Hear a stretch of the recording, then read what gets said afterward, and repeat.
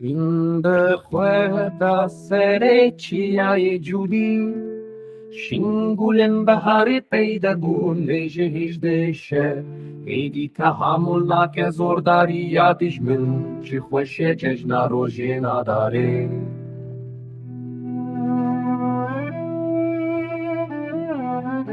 Adar xweşe mehê kulîlkên pêşerojê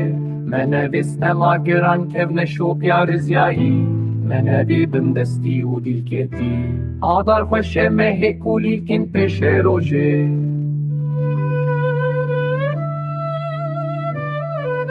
Şerkerên ser zinaran û kevirên hişk dîbeziyan ber bi rojên rizgariyê gelê min rabe rojan û hatiye ew şehîdên ku rûme tawelatin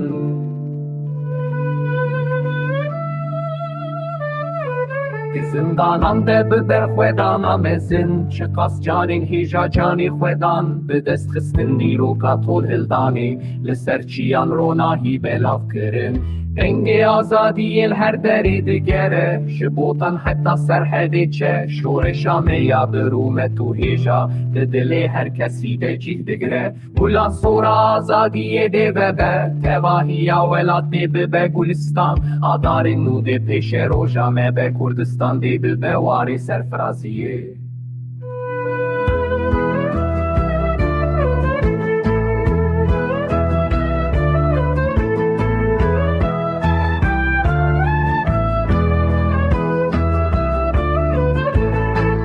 Adar xweşe mehê kulîlkên pêşerojê nevê stema giran kevneşopîya riziyayî